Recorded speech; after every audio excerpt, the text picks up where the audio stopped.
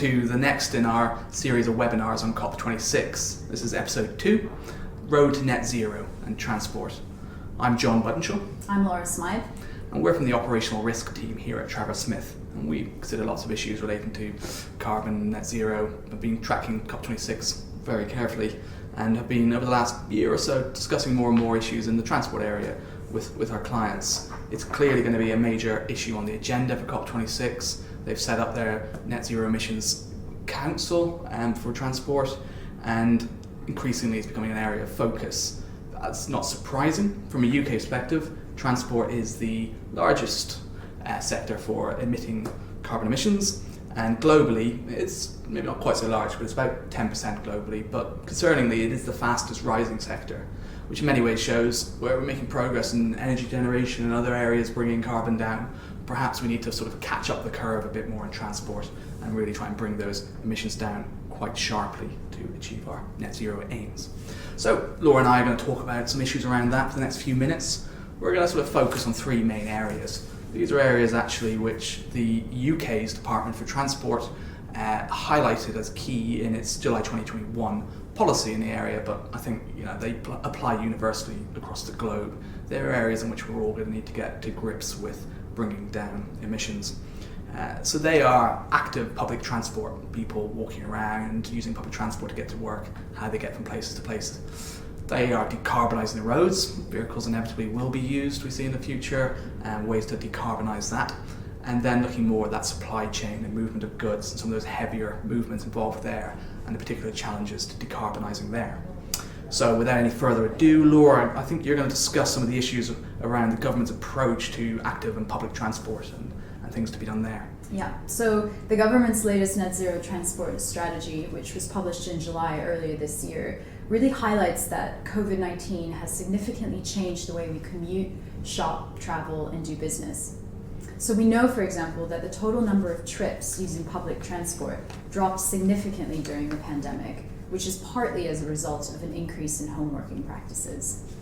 So as we slowly start to emerge from lockdown, it will be a case for the UK government, as well as governments around the world, to really try and look ahead and predict how we can use these changing commuting and transport patterns to reduce traffic and CO2 emissions. So one way of doing that is by focusing on improvements to public transport. The government recently introduced yet another slogan, the Bus Back Better scheme, which, as you can see from this slide, involves the investment of £3 billion for buses in England outside London and supporting at least 4,000 zero-emissions buses. To give you a sense of context, at the moment, only 2% of England's local operator bus fleet is zero emissions. Another key goal is increasing walking and cycling, promoting ride-sharing and higher car occupancy. For example, between March 2020 and July 2021, more than 300 new cycling and walking schemes were installed in the UK, with many more predicted to be on their way. Again, mostly as a result of the pandemic, cycling rose by 46% last year, which is a greater rise than across the whole of the previous 20 years, and easily the biggest increase in post-war history. A key question raised by the increase in cycling will really be whether the current planning system is agile enough to reconfigure our streets to fit these new paths, particularly in cities where space is already extremely limited. So I'll now hand over to John, who'll give us a brief overview of some of the issues which come up in relation to the decarbonisation of road vehicles. It's not surprising anyone when I say decarbonising road vehicles. Well, electric vehicles are the future, and we all know that. The UK government has thrown its weight behind that with the ban by 2035 on new petrol and diesel vehicles being sold. And as this slide on screen now will show, it's not alone in that. There's quite a few countries around the world adopting similar measures. You can see that there's quite a focus of those around Europe and the Americas, and there's some parts of the world where that's not yet been taken up. But I think that's going to be a key area for discussion at COP26, and we might expect to see a little bit more of a global concerted effort towards the phase out of petrol and diesel vehicles on our roads. Now, clearly from a pure carbon perspective, that has to be a good thing. For electric vehicles to really bring down carbon, we need a green grid. And government in the UK's announcement recently that it aims to have a fully green grid by 2035 is certainly positive, but we need to make sure we track and stay abreast of that aspect of electric vehicles. And electric vehicle is only green if its energy input is. And then there's other sort of consequences of electric vehicles, maybe not directly related to carbon, such as their use of batteries. So these batteries are produced often using rare metals and other minerals, which may be very damaging to extract. And we don't yet really understand, as a new technology, how well these batteries will hold up, can we recycle them, what's going to be the impacts of long-term disposal, and all of that, which also has a carbon implication.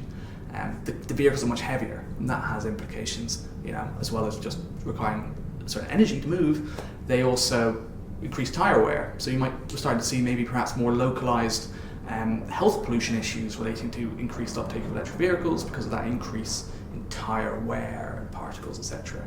So it's not to say these are definitely not the future, but there's still impacts that we're having to understand.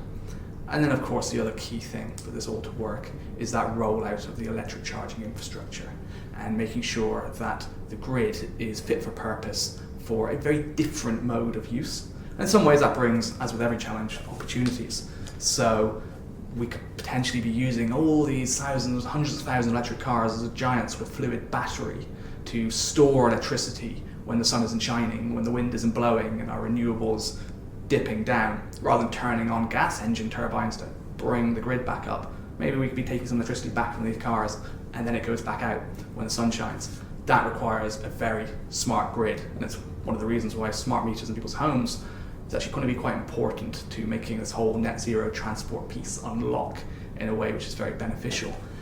But there's a lot more work to be done to understand and make sure the grid is ready and to make sure power can flow in the right time, in the right places to sort of charge up these cars. And do you think that the private sector will be able to push this out on their own, or do you think that government funding will be needed? That's the critical question. I think it's a question that's been quite vocally asked over the past few years. We don't really have much clarity on government's position yet. It's clear when you look around the world, there are some countries, particularly in Europe, which have accelerated their rollout of charging infrastructure for vehicles, very quickly, and they had quite interventionist government programs which were there. In the UK, we don't tend to have seen those. We've seen some sort of sporadic funding for particular projects, etc., but not that sort of universal support with long-term support that the bigger kind of players, the big investors need to see to help them finance development at a huge scale. That's not to say what's happening isn't working. We're seeing quite a fluid market with a lot of smaller players coming in. And if you do try and charge an electric car, it can be quite confusing as you have to sign up to 100 different apps to charge your car at every single different operator. But it's quite a fluid market. Maybe that's a sign of a healthy market. But certainly I think over the next couple of years, we'll need to see if the market can keep up with that growing pace of electric cars and demand, or if a little bit more needs to be done to bring in some of the bigger infrastructure investors in place. We'll see.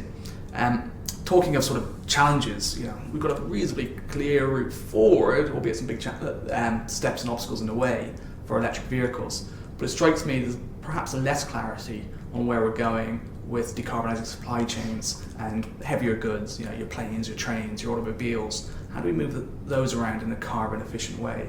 And Laura, I think that's something you're going to talk about. Yeah, so we're talking about here the decarbonisation of goods, and a net zero target really requires a major change in how industries make goods and also what energy is used in order to transport those goods to end consumers. So low carbon technologies at this level are still in the process of being explored. So for example, hydrogen is a promising energy source, but it remains to be seen whether it's really a plausible solution for cheaper, more carbon intensive energy sources. Again, the UK's government's net zero strategy touches on the topic of decarbonisation of goods by pledging to decarbonise the UK's freight system, introducing pioneering new zero emissions technology, and slowly phasing out petrol and diesel HGVs. It also seeks to shift the amount of goods from road and air to more sustainable modes with digital solutions and data sharing to increase efficiencies.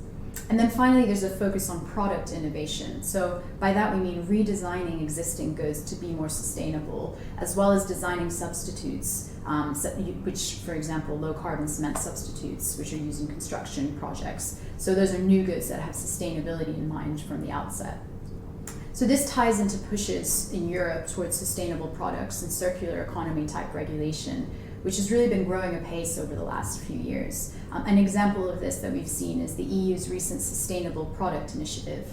In the UK, in June this year, we saw a similar piece of legislation, which is the Eco-Design for Energy-Related Products regulations, which largely mirror the existing EU requirements, but also aim to lower the environmental impacts of energy-related products by decreasing their energy usage and carbon footprint.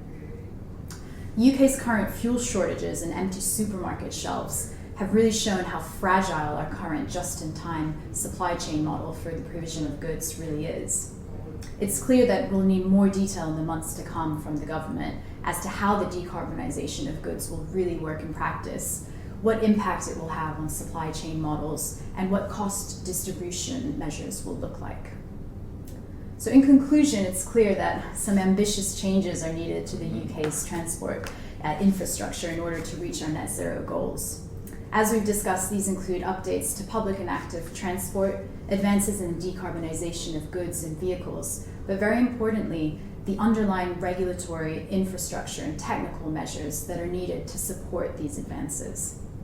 As such, governments and policymakers will need to ensure that the regulatory environment is fit for purpose and isn't hindering this fast-paced technological and social change, but is rather incentivizing it. So I think we can expect the global transition to zero-emission transport to be a really important topic at this year's COP26. And we really look forward to countries and stakeholders coming together to set out some measurable goals to make transport greener, more efficient, and more cost-effective. A lot of work to be done. Well, thank you very much for your time. Thanks for listening. Thank you.